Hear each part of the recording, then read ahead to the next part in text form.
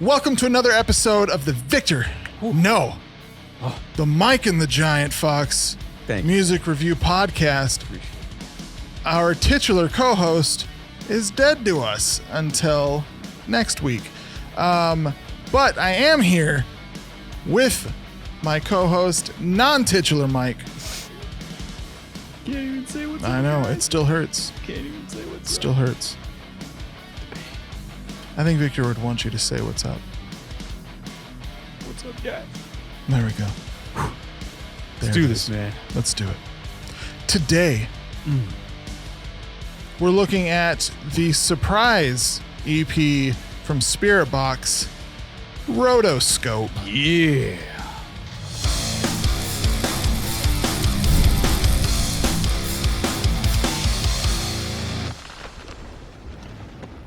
If you're new to this podcast, or if you watched one of the other episodes and it didn't make any sense to you, what we do is we like to look at recent releases in the heavy music world, hopefully share some band or some album with you that you didn't know was around or that you had never heard of, or maybe is a band you used to listen to, you gave up on them, but now hearing us, maybe you'll give them another shot. We're bringing you back, baby.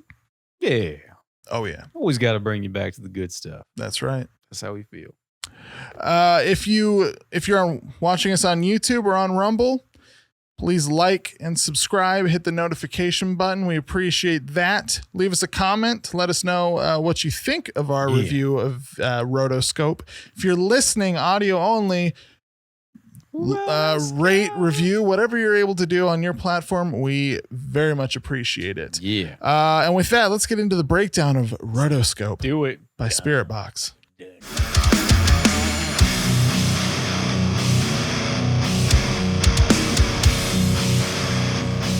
What you got, man? What you Say got? it again. Say it again. Hey, Titus. Yeah. What you got, man? Man, I got Rotoscope by Spiritbox. So this one, Say it.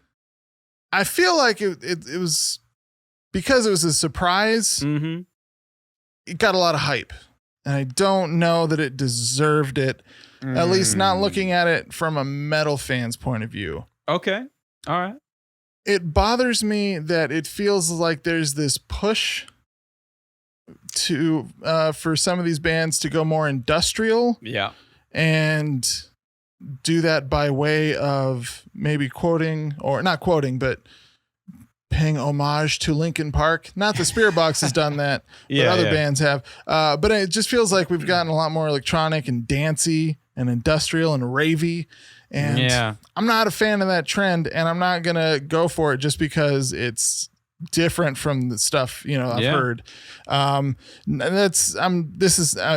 feel like I sound like I'm saying I hate this, and I don't, but I didn't love it either. Yeah. Yeah. So I'm not going to go, it's only 3 tracks, but I'm not going to go track by track. Oh. It's a 10-minute, almost 11-minute, 3-song EP. So solid there. Yeah.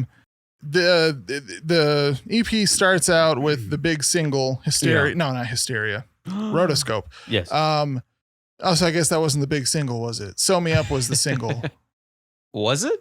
No. Actually, Whatever. It doesn't matter. there was a single. The EP starts with Rotoscope. And it is, I don't know, like has some like Korn 9 Inch Nails feel.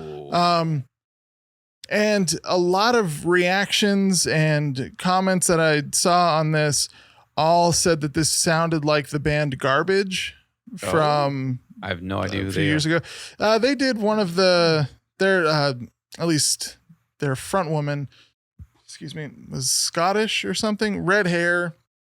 And they did the songs for one of the 007 movies when Pierce Brosnan was on. Anyway, that's the most I know from them. They're kind of grungier, industrial sounding, but more rock. And I think everybody's saying that. It's true, but I think most of them are just saying that because they heard Courtney in some interviews say that was one of their like influences. Okay. One of her influences. Yeah. And I think they're all just trying to be sneaky, like they thought of it themselves. Yeah. Because it's fun to say this EP sounds like garbage. But what I'm really talking about is like a dumpster fire, dude. Yeah. They're trying to be all artistic with their stupidity. With their reviews and all that. Yeah. Not us. No fluff. No. None. No fluff. Tell it like it is, man. And insult them while doing it. I'm just kidding. No, it felt like because of the surprise, which I think it was smart. I think they announced it less than 24 hours before they dropped it. Oh, dang. And so it seems to have created a good amount of hype. Yeah. It wasn't that exciting to me. Yeah. So like, okay. You said exactly what I was thinking on the way over here, which is so from a metal standpoint, right, you didn't enjoy it. Correct. So from the other standpoint of obviously what it is, there's a lot of singing, crazy elements of music in here. Yeah, for sure. All over the board with music. Did that tickle your fancy?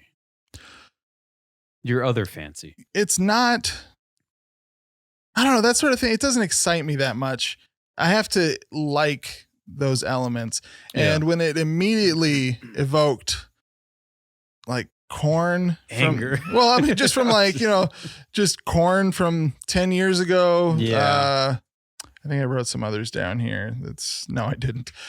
Korn, 9 Inch Nails. That's all I compare them to. And Garbage. Okay. But yeah.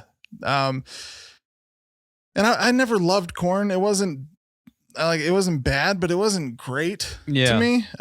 So I don't know. I mean, coming from Eternal Blue, this didn't feel like it was such a departure because everyone's like, this is their new sound. I'm like, it felt more like it was just like a fun little project for them to do. Yeah. I could be wrong. This could be the new direction, in which case I don't know. I don't think I'm going to be excited about their stuff in the future. Although they do have Josh Gilbert just touring with them right now. Yeah. But I don't know. They don't have a bassist. Josh doesn't have doesn't have Asley dying to, yeah. So I don't know. We'll see. Hey man, I mean, that's the thing too, is when we reviewed the other, what was it? Deep Blue? Eternal Blue. When we reviewed that, like we all hit on how instrumentally talented these people are. Yeah. They are insane. Like all amazing musicians. Yeah. And they do that. They build that wall of sound, of different sounds. There's like, in the second song, there's like this high synth voice that looms through the entire song. Yeah. And is freaking awesome. Right. Now, is it metal? Not really. It has, obviously the end parts where she just screams her heart out, and it's awesome. Yeah. But yeah, I'm with you though. I feel the same way. Like if I kind of enjoyed this, I was like, all right, it's whatever. It wasn't. I liked it for what it was. But if this was the entirety of the new album that's coming out, I'm not going to like it. Right. It's going to get a low score for me. Yeah. Because I need more, man. Yeah. I need more metal in my metal. You know what I mean? Yeah, exactly. And so when this went more to that metalcore sound, when she'd go into her scream, the third song, or was it the third one? I think Hysteria had that like huge breakdown. Yeah. Just so, I mean, that's the best word I can, just epic, huge, just that was the highlight of the EP for me, for sure. And I don't know. So in those moments it was good, but the rest of it wasn't, it's not an original combination for me. So like, Wage War did it. I wasn't impressed with it, on Manic, I mean, I think I gave them a. You went pretty low for Manic, or a 6.5. It was a half. It might have been 6.5. Victor gave him a 3, which I still think was more of like a 4.5 or a 5. But he doesn't do halves, so probably a strong 4 or a weak 5 for him. But I'm not gonna give him crap about it. But anyway, so Void of Vision did it. Yeah. So it's, but it's not like I don't know, like with prog, you have different styles of music that get pushed together that you're like, oh, that's cool. Yeah. I never would have thought to put those together, but it works. With this, it's like, I don't know. It's metal core and like the slightly, and it's almost pop. it's like the raver cousin. It's like metalcore and this industrial core, whatever, ravecore. Dude, yeah. I think that's kind of the new sort of genre that's coming out. It's like it's sensory deafening. There's no coherence happening. It's just what? Right. You know? Yeah. That was a good way to put it. Yeah. That was better than any words you said. Was that perfect? That's how it felt, man. Yeah. You know, and honestly, I feel like that's where music's going. No. I'm not disagreeing. I'm saying pop it culture. can't be true. Oh, okay. You know? Yeah. Like it's as mind numbing as this. Well, that's true. That's what music is now. Right. You know, it's like there's nothing happening. There's nothing like popular music or whatever. Yeah. Yeah. The one thing though, because I mean, I'm sure they catch on that we do 2 of these podcasts when we do these. I don't know what you're talking about, Mike. This is every week we do. And we do it live. No, we do it. This is live. Sorry you missed it when we did it live, and now you're watching it. But no, this is yeah. So we do 2 podcasts, and in the last one, I was talking about how the lyrics were atrocious, and just there was nothing there. Right. There was, you know, it was like insulation flavored cotton candy. Yes, just like that. Whereas at least with these guys, with Spiritbox, the lyrics are pretty deep. Right. You know, the lyrics are written by someone that's trying to convey something. You know, they're trying to get some point across, or being poetic, or being, you know, there's someone that's actually writing good lyrics. Right. Well, I would say that they both are. Just Courtney's a lot better at it. Is more effective at it than Bullet for My Valentine, or at least, man, you know, for us, we enjoy her style of lyrics, and writing better than. That's true. Matthew Matt from Bullet for My Valentine. Yeah. And I think what's more kind of disheartening is the fact that the music is great. The musicians are amazing. Her vocals and vocal range is off the charts. Right. The mixing is really well done. It's just something is like, you know, like we're talking about. So it's just this industrialness that's kind of corroding all of our, there you go. You know, nice musical tastes. It's corroding our metal. It is, man. Get it out. Got to get some, like, you know, some kind of bleach or something. Kind of exactly wash that out. Yeah. Yeah. It's so this new genre, if that's what, you know, I don't know if that's what's happening. Yeah. I feel like it is. And I feel like we should categorize it so that maybe people will talk enough crap about it that they'll stop doing it. But I don't know. It's put it on a shirt, man. What is it? What you gonna name it? I don't know, man. It's like It's like drone core. Ooh. Like it's that like droning and just like nonsensical. I would listen to Spiritbox do this style before I'd listen to probably any other band. Yeah. Yeah. But I still didn't love it. The novelty of it, I enjoyed the first listen through. I was like, okay, this is different. Yeah. And then I would listen to it again. And I'm like, oh God, it's the same. It's droning. It's, it's the same pretty monotone vocal, which is on purpose, obviously, because she has an incredible range. Yeah. But, and then I don't know, I feel like you hear it a lot in like industrial music, industrial metal, just that like drone. It's, even though it has that like driving beat, it's still a droning drive. Just and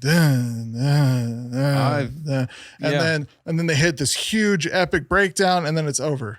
Like that was this EP for me, hey, there's some good stuff and some good moments, but overall it just didn't catch you. Just like listening to it over and over, the more I talk about it, the more I hate it. Not hate it, but yeah. So I don't connect with this tone of music, but that droning, it's grating to me, especially the second listen through, third listen through. Yeah, it gets rough, dude. Yeah. Thank God it was only 3 songs. Yeah. Like I said, if this was a whole album, it's getting a very low score. Yeah. This one, as it is, I gave it a 6. Yeah, I gave it a 6. Nice. Yeah. What'd you give it? I did a 2-parter because of what you were talking about in the beginning of the podcast. As a metal single, EP, whatever you want to call this, I gave it a 5 because it wasn't there. Right. The music was awesome. It was, it was average. Average to me. But as a whatever in the heck other thing it was, music it was. I also gave it a 5. No. Yeah. No, I gave it a 6. I liked it a little bit better in that regard.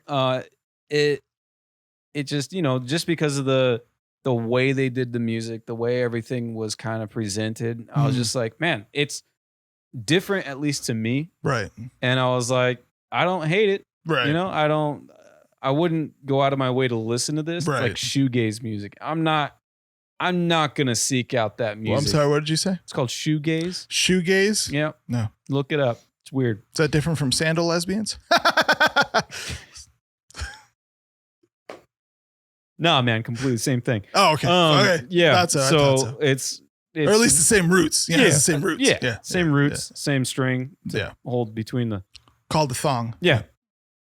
Biblically, at least. So, yeah. No, dude, biblical thongs. You got to get them. They go to ChristiansRUs.com. They got them there. Anointed. We are not sponsored by Christians R Us nor thongs. Great. That was even better with the transition. Anyway, yeah. So I gave that a 6 in that regard because it was what it was. Right. It was interesting enough that it kind of kept me in. But I did notice the droning, and on a second listen through, I was less interested to finish the song. Yeah. Kind of skipped. So I was just like, or went to the hard parts and was like, all right, that's cool. I liked how she changed her vocal range and did different, like they're doing the heavy, and then goes back into like light singing. I thought that was interesting. I was like, wow, they just cut it. Like, just stopped it. And that was pretty cool. Yeah. So, yeah. All right, cool. There it is, man. Cool. Well, with that, let's go on to our next segment. What else have they done?